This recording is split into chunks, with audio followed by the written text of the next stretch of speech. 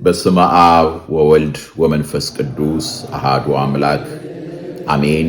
እግዚአብሔር የሚወዳችሁ እግዚአብሔርን የምትወዱ በመላው ዓለም ሆናችሁ ይህንን መጽሐፍ ቅዱሳችንን እናንብብ በሚል ፕሮግራም በየዕለቱ የእግዚአብሔርን ቃል አብራችሁ የምታነቡ አባቶች፣ እናቶች፣ ወንድሞች፣ እህቶች እንደምን ሰነበታችሁ?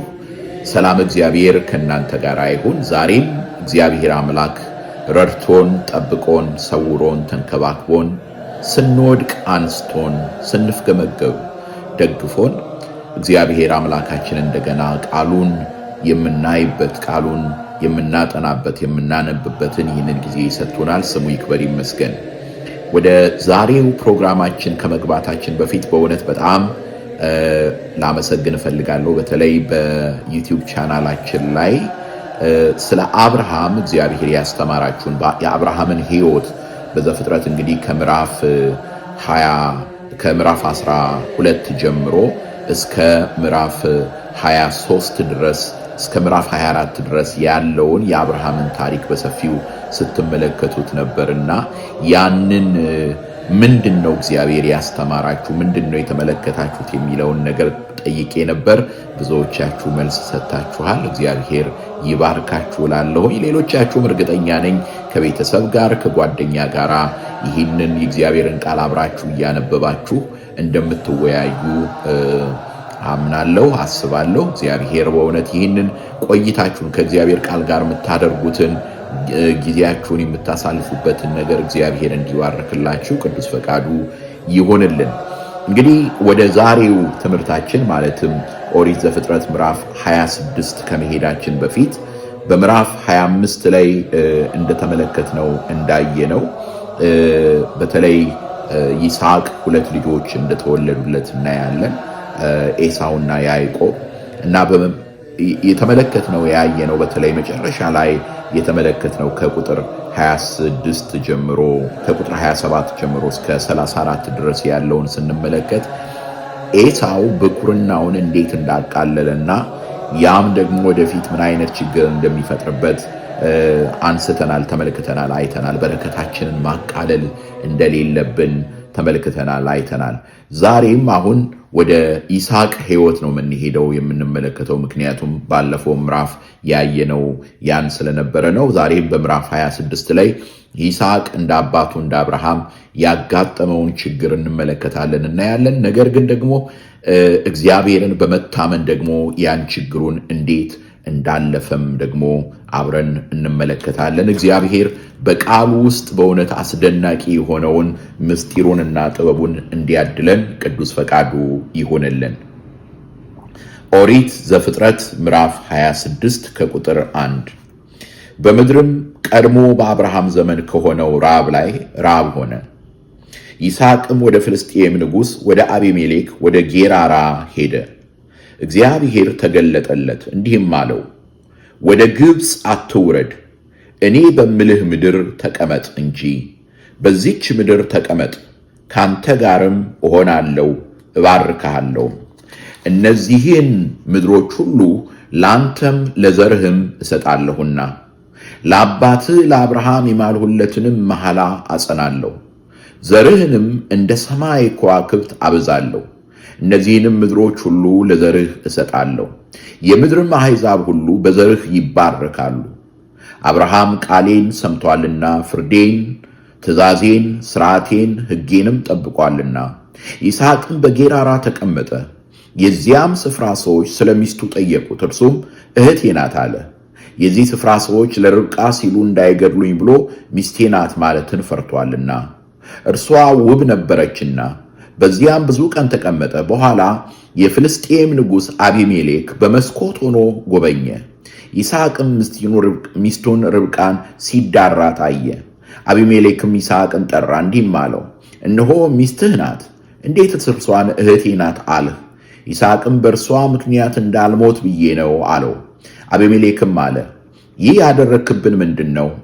ከሕዝብ አንዱ ከሚስት ጋር ሊተኛ ጥቂት በቀረው ነበር፣ ኃጢአትንም ልታመጣብን ነበር። አቢሜሌክም ሕዝቡን ሁሉ ይህን ሰው ሚስቱንም የሚነካ ሞትን ይሙት ብሎ አዘዘ። ይስሐቅም በዚያ ምድር ዘርን ዘራ፣ በዚያች ዓመትም 100 እጥፍ አገኘ። እግዚአብሔርም ባረከው፣ ባለጠጋ ሰውም ሆነ። እጅግ እስኪበልጥ ድረስም እየጨመረ ይበዛ ነበር። የበግና የላም ከብትም ሎሌዎችም እጅግ በዙለት። የፍልስጤም ሰዎች ቀኑበት። በአባቱ በአብርሃም ዘመን የአባቱ ሎሌዎች የማሷቸውን ጉድጓዶች ሁሉ የፍልስጤም ሰዎች ደፈኗቸው፣ አፈርንም ሞሉባቸው። አቢሜሌክም ይስሐቅን ከእኛ ተለይተህ ሂድ፣ ከእኛ ይልቅ እጅግ በርትተሃልና አለው። ይስሐቅም በዚያ ሄደ፣ በጌራራም ሸለቆ ሰፍሮ በዚያ ተቀመጠ። ይስሐቅም በአባቱ በአብርሃም ዘመን ቆፍረዋቸው የነበሩትን የውሃ ጉድጓዶች ደግሞ አስቆፈረ። አብርሃምም ከሞተ በኋላ የፍልስጤም ሰዎች ደፍነዋቸው ነበሩና አባቱም ይጠራቸው በነበረው ስም ጠራቸው። የይስሐቅ ሎሌዎችም በሸለቆ ውስጥ ቆፈሩ፣ ከዚያም የሚመነጭ የውሃ ጉድጓድ አገኙ። የጌራራ አገር እረኞች ከይስሐቅ እረኞች ጋር ውሃው የኛ ነው ሲሉ ተከራከሩ። የዚያችንም ጉድጓድ ስም ኤሴቅ ብሎ ጠራት፣ ለእርሷ ሲሉ ተጣልተዋልና። ሌላ ጉድጓድም ማሱ፣ ስለ እርሷም ደግሞ ተጣሉ፣ ስሟንም ስጥና ብሎ ጠራት።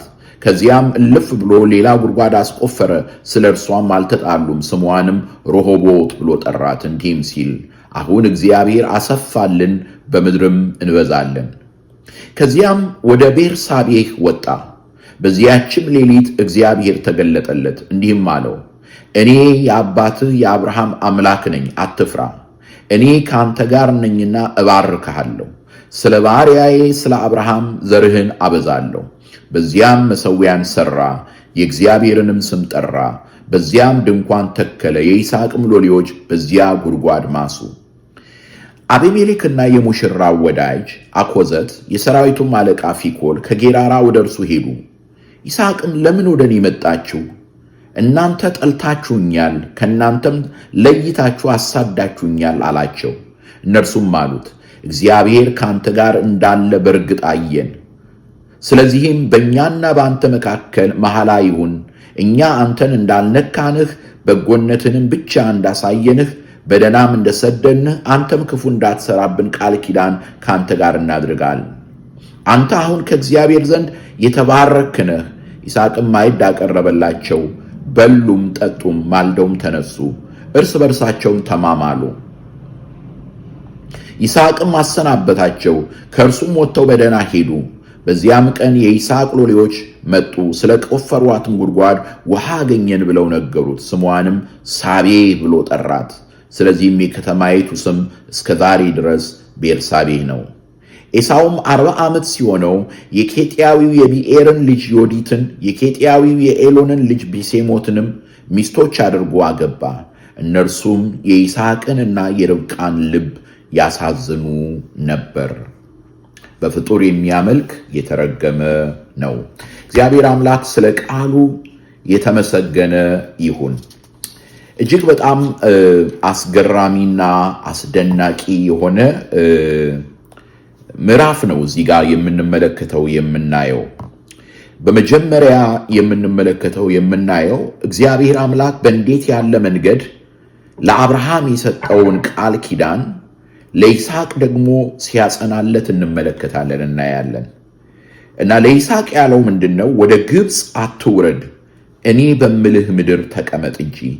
በዚች ምድር ተቀመጥ፣ ካንተ ጋርም እሆናለሁ፣ እባርክሃለሁም። ሰው ቢናገር ኖሮ ቃሉን ያጥፋል፣ ቃሉን ይለውጣል። ነገር ግን እግዚአብሔር ነው የተናገረው። ለአብርሃም የማለውን ቃል፣ ለአብርሃም የገባውን ቃል ኪዳን እግዚአብሔር አሁንም ሲያጸና እንመለከታለን። ምዕራፍ 12 ላይ፣ ምዕራፍ 15 ላይ፣ ምዕራፍ 22 ላይ የምናገኛቸውን እነዚያን ቃል ኪዳኖች በዚህም ስፍራ ላይ እንደገና እናገኛለን። ወደ ግብፅ አትውረድ፣ እኔ በምልህ ምድር ተቀመጥ እንጂ፣ በዚች ምድር ተቀመጥ፣ እባርካለሁ። እንዳለ በረከቱን ካያችሁት አሁንም ለይስሐቅ ዘርህን በዘርህ የምድር አሕዛብ ሁሉ ይባረካሉ እያለ ሲናገር እንመለከታለን፣ እናያለን። ስለዚህ እግዚአብሔር ቃሉን የማይለውጥ አምላክ ነው። ለእኔና ለእናንተ የተናገረውን ቃሉን እግዚአብሔር አይቀይርም፣ አይለውጥም። ምንድነው ማድረግ ያለብን? እግዚአብሔር ባስቀመጠን ስፍራ ላይ፣ እግዚአብሔር በወሰነልን ስፍራ ላይ እኔና እናንተ መጽናት አለብን። አባቶቻችን በእውነት በዚህ ጉዳይ ላይ በጣም በሰፊው አስተምረዋል። ኦርቶዶክሳውያን አበው አጽንኦ በዓት ቦታን ማለት በቦታ መጽናት፣ እግዚአብሔር ባስቀመጠን ስፍራ ላይ እግዚአብሔር ባስቀመጠን ቦታ ላይ መቀመጥ በትዳር ህይወት ሊሆን ይችላል፣ በድንግልና ህይወት ሊሆን ይችላል፣ በአገልግሎት ጥሪያችን ውስጥ ሊሆን ይችላል። እግዚአብሔር በተሰጠን በተለያዩ ኃላፊነቶች ውስጥ እንኳን በነዚያ መጽናት አለብን። እግዚአብሔር ባስቀመጠን ስፍራ ወደ ግብፅ አትውረድ አለው እግዚአብሔር። እኔ ባስቀመጥኩ ስፍራ ላይ ተቀመጥ አለው። ለምን? ምክንያቱም ወደፊት የሚመጣውን ነገር ያውቃልና እና ረሃብ ነበረ። ስለዚህ ይስሐቅ እንደገና ችግር ሲያጋጥመው እንመለከታለን እናያለን። ይስሐቅ አንዳንድ ጊዜ በተለይ ይሄ ለአባቶች ነው መልእክት ማስተላልፈው፣ ለልጆቻችን የምናስቀምጠው ነገር እጅግ በጣም ጥንቃቄ የተሞላበት መሆን አለበት። ይስሐቅ አብርሃምን በብዙ መንገድ ተከትሎታል። መልካም የሆነውን ነገር ወስዷል፣ ወደኋላ አመጣለሁኝ። ነገር ግን ደግሞ አንዲት ነገር ሲወስድ እናያለን። አብርሃም ሳራን እህቴ ናት ብሎ ያው የመጣበትን ችግር ታያላችሁ። ተመሳሳይ ነገር እዚህ ስፍራ ላይ እንደገና ሲመጣ ታያላችሁ። ርብቃን እህቴ ናት ብሎ ነበርና አቤሜሌክ ያለው ምንድን ነበር? ለምንድን ነው እንዲህ ያደረግከን? ሰው እኮ ይሳሳታል ብሎት ሲናገር እናያለን። ነገር ግን በሁለቱ መካከል እግዚአብሔር እንዴት ጣልቃ እንደገባ ተመልከቱ።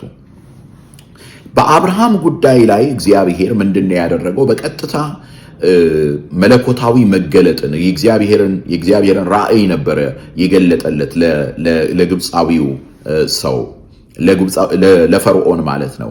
እዚህ ስፍራ ላይ ደግሞ እንደገና ምንድን ያደረገው?